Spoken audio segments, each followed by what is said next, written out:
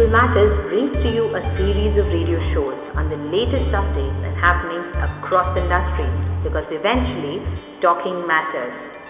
Vikram Bector and Esther Martinez together will drive you into personal and professional spaces of HR celebrities. Join us on first Fridays every month. Hey everybody, and welcome to the People Matter Show. I'm your host, Esther Martinez. Thank you so much. Today is a special day, 5th of September. It's Teachers' Day. Our regulars already know this is our 5th radio show. We can't believe that it's already been 5 months since we started the journey of taking the first radio show for the HR community live. A big thank you to all of you for your support. People Matters radio show, Talking Matters, as you know, goes live every first Friday of every month, bringing to you professionals that are transforming the face of HR with their work. Such a pleasure to bring them to you live on our program to learn about their journey, their learning, and their vision for the community. Vikram Bector, our regular co-host, will not be joining us today as he's traveling outside the country. We will see you very soon on our return. Vikram, when you're back. Before I introduce you, our guest for today, I'm sure you're all waiting for the show to start. Let me remind you that the show can also be followed on Twitter with the hashtag #TalkingMatters. Please share your comments and your questions, and we can take some of them live on air.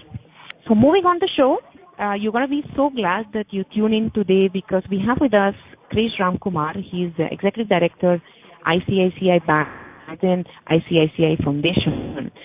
Ram doesn't really need an introduction, actually. I think many of us have been following his work. We know he's independent, all passionate views about management, business, and HR. So I'm going to strike right away with the first question to you, Ram. Welcome to the show once again. How are you feeling today? Thanks, Esther, for having me here. And to start with, I want to really offer my gratitude to all my teachers, starting with my mother, right, who was my first teacher, and to people like Pramod Fernandez, to Satish Pradhan, to Kalpana Motaria, to Mr. Kamath, right? All of them have been my great mentors and teachers all through my life, and nothing better than sending my gratitude to all of them today. Thank you. Thank you so much, Ram.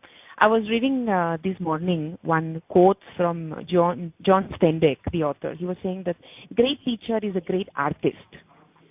And teaching, he was saying, probably is one of the greatest arts since the medium is only the human mind and the spirit. So it's a great start that you start the radio show today by thanking your teachers. So welcome to the show. So I'm going to move straight away to the first question to you, Ram, this morning. When you look back, and actually really this radio show is about reflecting back about leaders in the HR profession like yourself who really made a mark, not only in the profession of HR but also in business. When you look back, what do you think were some of these early influences in your life that shape who you are today? It's very interesting. I just finished a communication meeting with my team in Chennai, and in which I said that the biggest couple of influences for me, which shaped me during my early days, is the way people like my mother have fought and found a place for themselves in their life.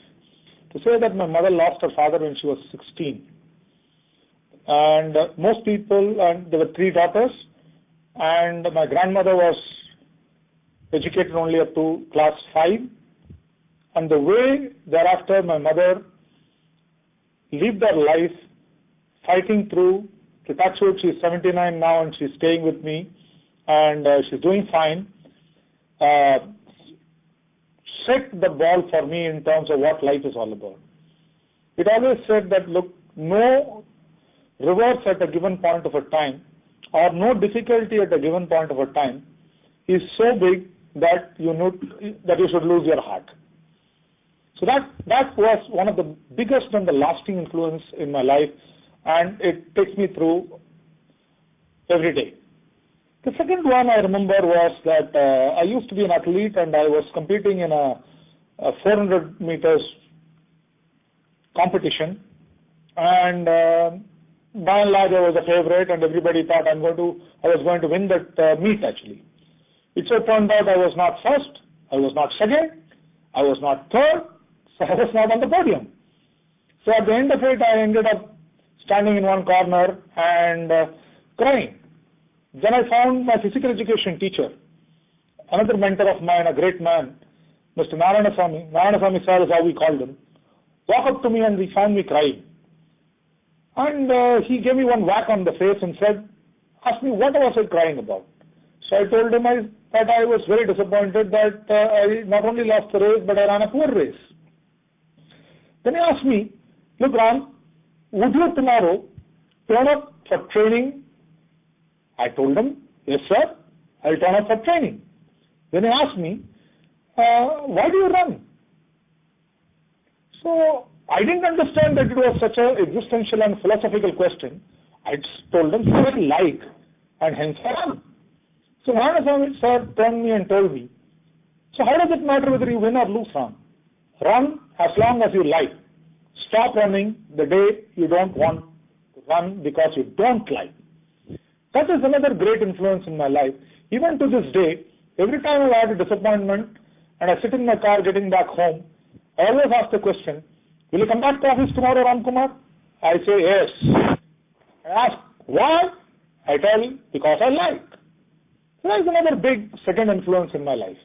The third and the most important one I want to put on the table is to say, I wanted to be an engineer, and that continues to be my passion even today. If somebody were to offer me an admission into an engineering college today, I will resign and join, because the only thing I still think like a child which matters to me is an engineering degree, because I have a passion for it.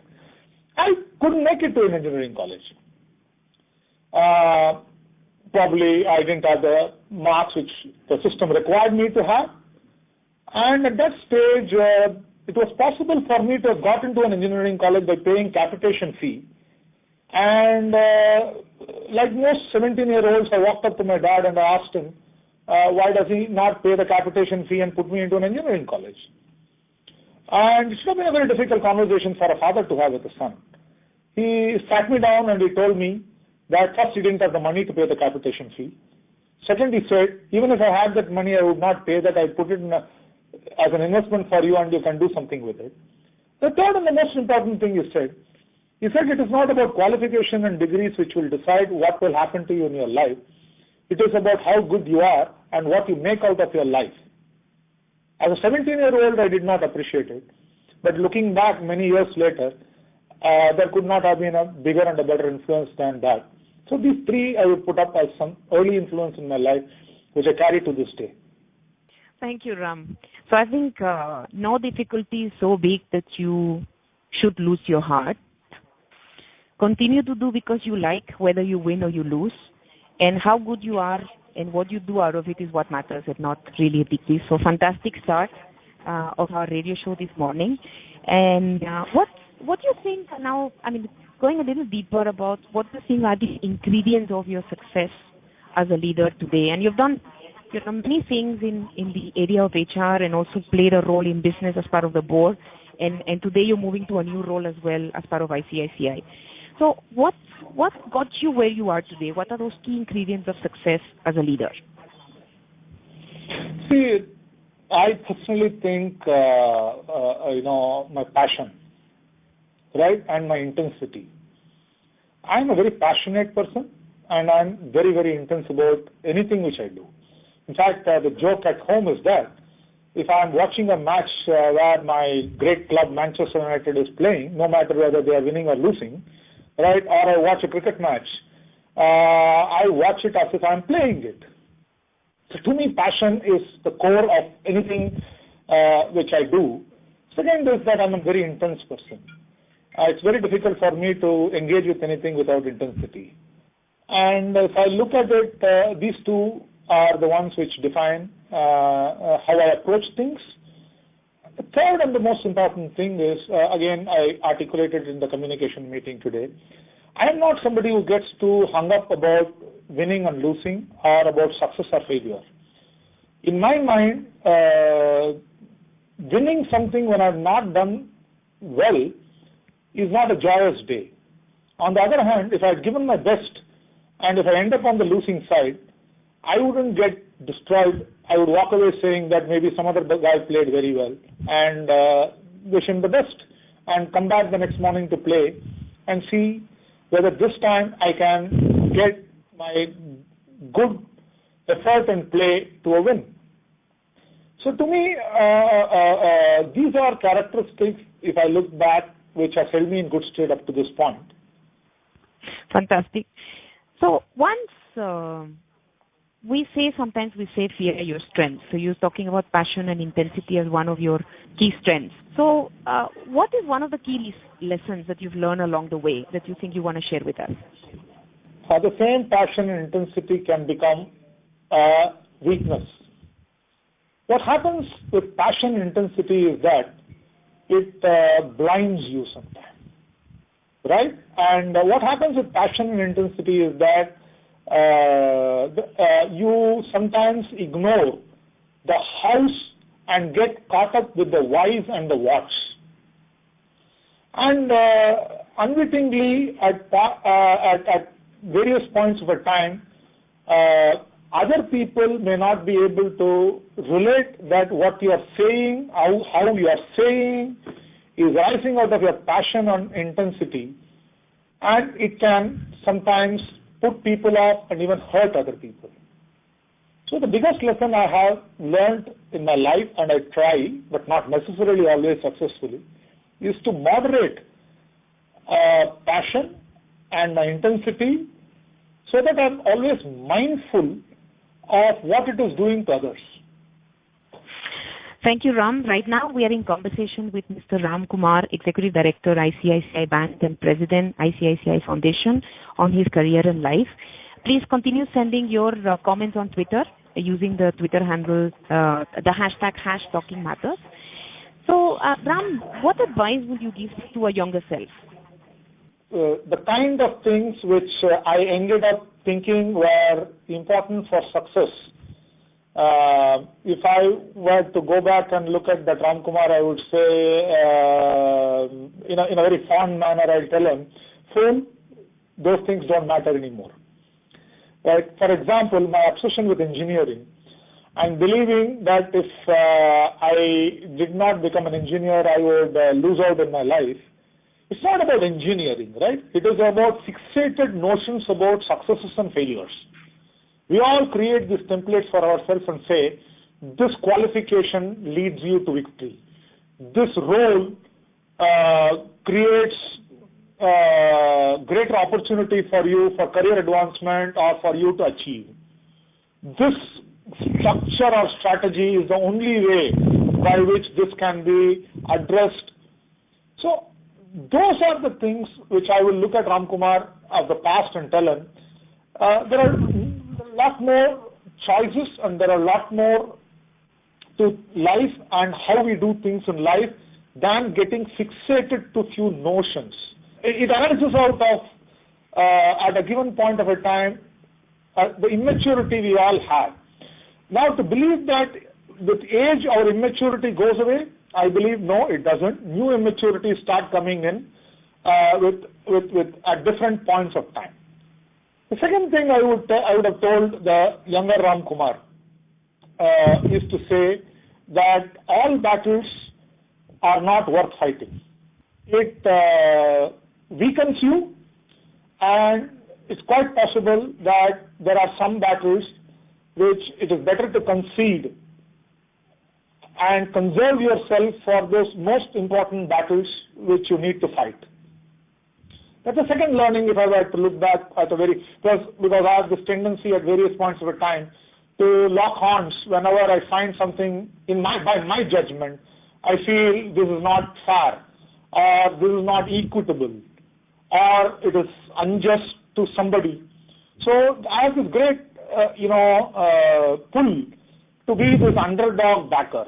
You got to stand up and fight for other people. You got to stand up against these powerful people who are impacting lives of these powerless and helpless people. This comes back. I used to be a student union leader as a young person, and even to this day that has not left me. Things which I which in my eyes are unfair, unjust, or inequitable, or exploitation of other people, they create a lot of dissonance in me. Maybe, right, I've learned and I'm still learning that even there, it is worth to choose your battles rather than instinctively and impulsively fight every battle. So I think many of us have been following these, some of these, you're very vocal with your views, as you were saying, especially in public forums. So things you stand by, your opinion, and some of these can create polemic. So how do you manage those controversies, Ram? Sure. Esther, the thing which I believe is that conviction arises out of willingness to face the consequences. It is also about identity. In one of my blogs, I wrote about the identity. For you to have an identity, you cannot have an identity if you say that the consequences which arise out of a particular identity, which you are not acceptable to you. Then you become a schizophrenic personality, or then you become a person without any conviction, right? So the best thing is to say, if the issues for which you are willing to stand up are disapproved of by other people, or the manner in which you stood up for which people disapprove, and consequences flow because of it which are not favorable to you, you should take it on the chin. And I believe in it, I take it on my chin. I am not a guy who will drop my head if for what I believe is right and I stood up, and for which if I get negative reviews, or if I lose a couple of friends, or if people may want to punish me for it, I'm fine with it. Because of what use is any conviction or a personal identity? So if you say, I want to stand up, but I do not want to suffer the consequences of standing up, and I want only popularity and I want only adulation, I personally think then you are not really standing up. Then your real reason for doing it is adulation, and your real reason for doing it is public approval, not that you want to move an issue or correct a wrong. So you may fail in something and not be able to correct a wrong. And it is also possible when we do these kind of things, arising out of a conviction, as I said earlier, I might be wrong. I might have read a particular context or a situation from my eyes and from my perspective, and hence there are other people who are looking at and pointing out to me by saying, Ram, you missed this. So what you thought was unfair or what you thought was unjust or inequitable is not really so. So that is another reason also you should be willing to listen to other people who are critiques of yours, however polemical it may be. Sometimes even if it is offensive, we should have the ability to stand up and say, it's okay. Yeah, you did what you could, or you did what you thought was right, but there are other people who believe and who disapprove of it. It's fine. Great. So I think I'm getting a lot of comments actually on Twitter, but no questions are coming. Specifically questions, there are more comments and reflections. So keep sending them to us. Thank you, listeners, for tuning in. Again, Talking Matters radio show, monthly radio show on air every Friday, first Friday of every month. Our guests are inspiring HR leaders. You can tweet your questions again on Talking Matters. Right now, we are in conversation with Ramkumar, Executive Director, ICICI Bank and President, ICICI Foundation. So, Ram, one of my favorite questions actually on the program, and I have asked you this question many times before, and I know you're very passionate about it. What's your vision for HR? What's your dream for HR? And how do you feel the HR community can move the bar higher?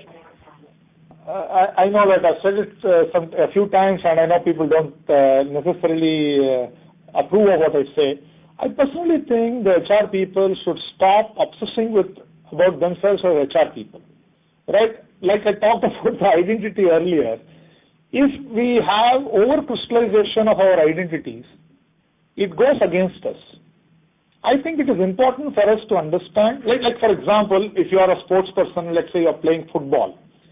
If the identity of the footballer becomes that I am a forward or I am a midfielder or I am a defender, then the flexibility the person will be able to bring in the play of the football will be constrained. So we should never lose track that I am playing football first and then only I am playing a position in football. Similarly, every person, let us say we are in the HR function, we should remember we are playing the game of business. So we should not let other people lecture to us that we should be a business partner, all that stuff and all, because there is nothing called a business partner. HR is the business, right?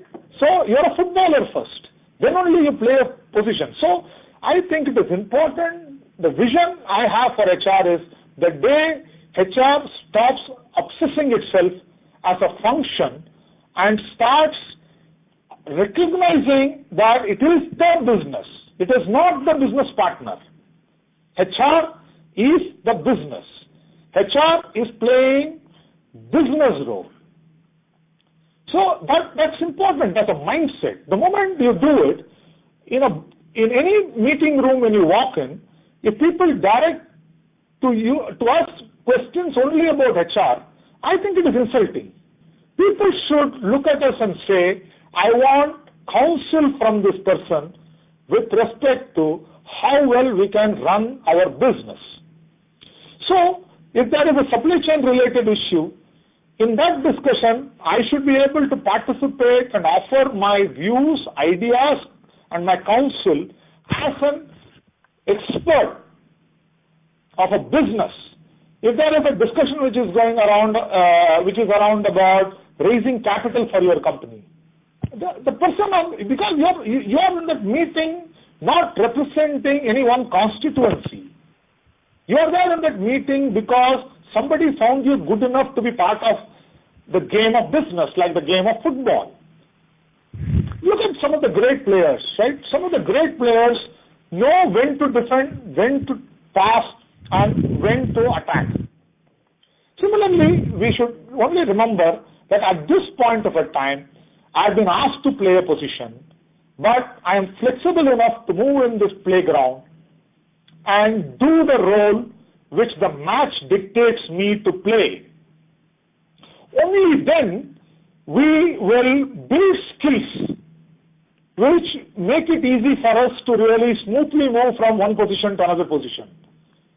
Otherwise, we will sit down and agonize on this question, why is HR not on the board? Why is somebody not this? Why is somebody not that? Now, none of that is important.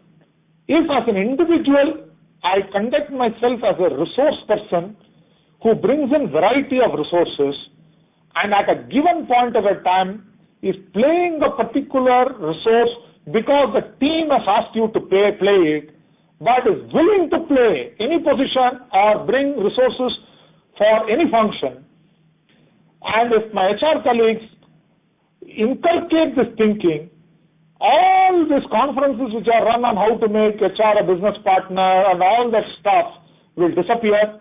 And in fact, one of the things which is infuriating to me, I'm using a very strong word, I know it, is when people in our forums, right, all over India come down and lecture to us on how HR should be business friendly. Have you ever heard people giving that lecture to finance?